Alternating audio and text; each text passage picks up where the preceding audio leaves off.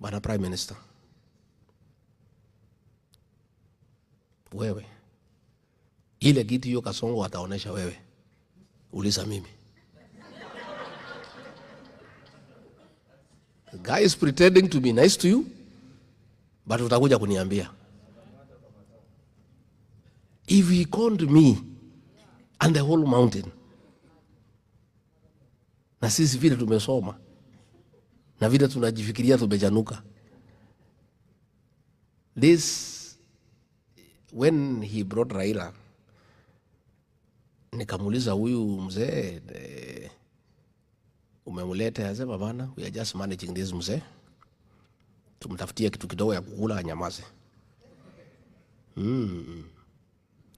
Alafu tumwambie kuna hii kitu ya report ya dialogue atoe, lakini it will go nowhere. I want to tell you, Raila Odinga, William Ruto told me that NADCO report will go nowhere. He's just conning you. And he has told Ichung'wa and company in parliament to delay it until the next election. So you are there waiting for Ruto to implement the NADCO report. There is nothing, he will not do it. Again, he told me, and I have seen it has come to pass, that he'll be close to you and he'll divide ODM right in the middle. Today, as we speak, ODM fellows are abusing each other. The Luo MP leaders of ODM are abusing the Luya ones, and the Luya ones are abusing the Luo ones. Just what William Ruto told me, that I'll go near this ODM. It's a strong party. I will divide it right in the middle. So wewe mzee Raila, although watu yako wananitukana, wacha nikuchanue kidogo. Wewe Ruto atamaliza chama yako ya ODM. NADCO will never see the right of the day. Amefanya jenzi wa kuchukie. Waluya wamekuacha, Wakamba wamekuacha, Wakisii wamekuacha, amekuachia Wajaluo nusu. By the time William Ruto is through with you, you will be nobody in Kenyan politics. Wewe uchanuke mapema kama mimi. Si ndio? Mimi niliona, you know, he was trying to divide my base ya Maulima into east and west, nikakataa. He wanted to divide the counties, Murang'a atafute kiongozi, Kiambu kiongozi, so that he renders me and our people irrelevant. I refused. And I want to tell Raila Odinga, he'll destroy ODM completely. And you have seen it is happening. He'll undermine you in all areas you used to be popular. And by the time he is through with you, you will be a pale shadow of your former self. Ordinarily, I will not give you that advice because your people are not very nice to me. But because I'm a Christian and I'm an honest man, I think it's only fair to be nice to an old man. And tell him what I know and what I see happening. So mimi nimeshukuru. Tutashikana pamoja kwa one time? Yeah? Tuko hapo kwa one time? So I am very happy for listening to me, and I speak from the bottom of my heart. I love my country and I mean well. And I am determined. I have a very great resolve to join the rest of Kenyans to liberate our country and to bring meaningful change. And I am indeed very encouraged by the enthusiasm I have seen here in the States. I will leave here a better leader, knowing that I'm not alone, and go and tell the people of Kenya that your brothers and sisters and cousins in the United States are together with you. So you are prayerful people. Please continue praying for our country. Please continue remembering us in prayer. Please continue talking to people back home. Kenya is your country, and you have a responsibility to help us make it a better place to live in. And finally, you guys, when you work here, you must go home and retire. And you want to find a beautiful place, a peaceful place, a place where things are working, where health systems are working, where roads are passable, where there is water and electricity, So let us build this country together. Asanteni sana, thank you very much. Sana kwa kusikiza ground nyumbani, na nimekuja hapa Amerikani kusikiza ground. Ground ya hapa inasemaje? Ati mnasemaje? Hapa Amerikani ni one term? Are you sure? Wacha nione kwa mkono watu ya one term. Wow. Thank you very much. Why one term? Why? Why one term? I was on the ticket that brought in William Ruto as president. I was his running mate, and we ran on a joint ticket. And we made many promises to the people of Kenya. And I trusted William Ruto. I went to the elections with him without a written agreement, without a political party, without any negotiation, because I'm a very trusting person. Because when you are honest, you think other people are honest like you. When you are somebody of integrity, you are forgiven for believing other people have the same integrity. We promised many things, and along the way, the people of Kenya, including the ones here in the States, are very disappointed.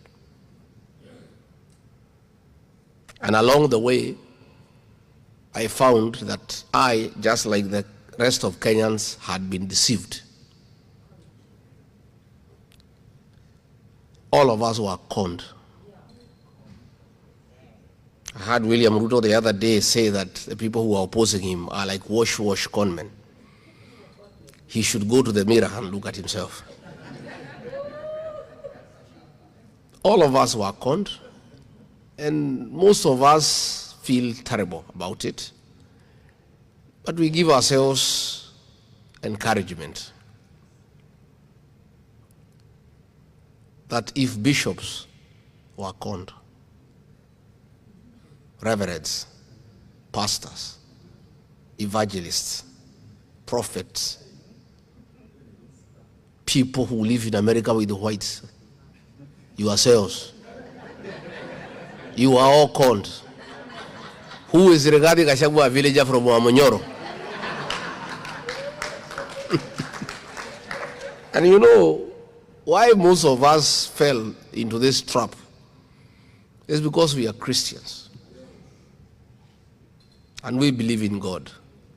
And if anybody comes with a Bible and confess that he is saved, we dare to believe that person. So this guy came with a Bible. He was quoting the Bible without reading. From the book of Genesis to Revelation. He would sing all Christian songs in all local languages. And we were all persuaded that for the first time, we have a candidate of the church, a good man, straightforward, honest. We all believed him and we gave him our vote. And most of us went out of our way to campaign for him very aggressively. And he became president. 1 year into the leadership, I realized I had been conned and Kenyans had been conned. And I started asking questions. And it became difficult for me to stay with him because I am truthful and he is a liar. And truth and lies do not coexist. It's like water and oil. And it became very difficult for us to stay together.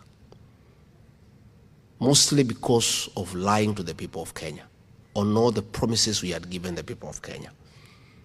He told us the bottom-up economic transformation model is for putting money into people's pocket.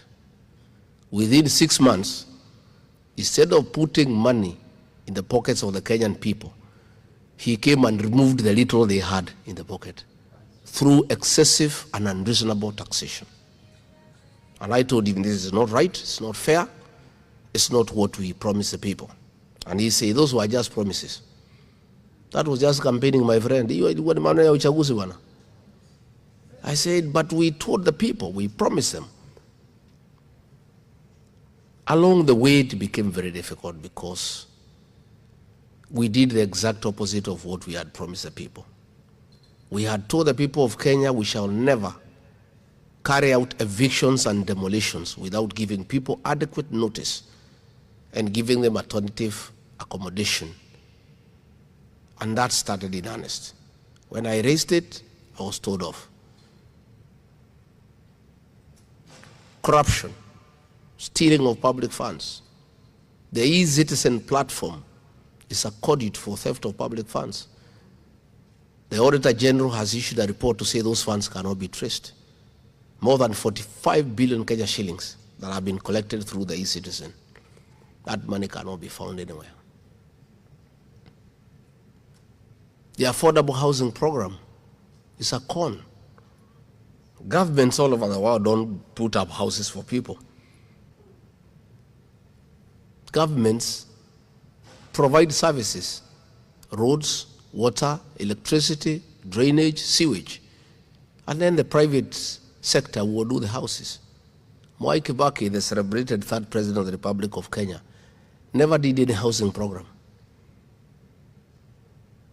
as a government program. But he did put up the Thika superhighway.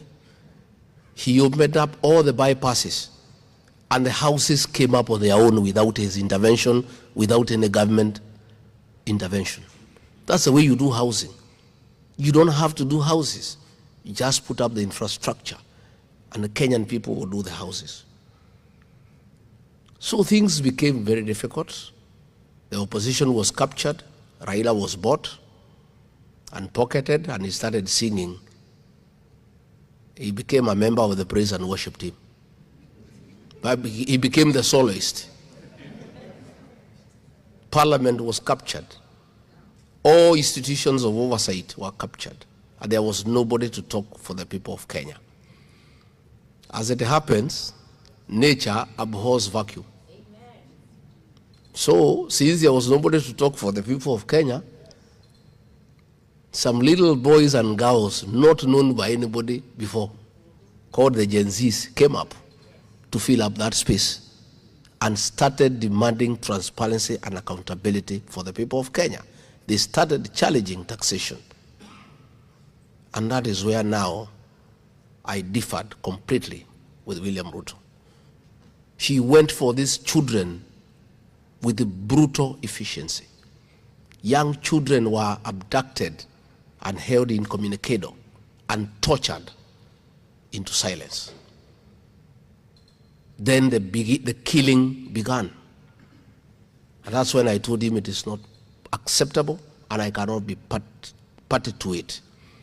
Because one, I'm a parent, I have young boys of the same age. Two, I'm a Christian. Number three, I'm a human being. And I said no. So 2024, June 24th, a decision was made to kill our children. And I disagreed with it as Deputy President. And I was left out of the decision-making process. On 25th of June 2024, young children were butchered in the streets of Nairobi.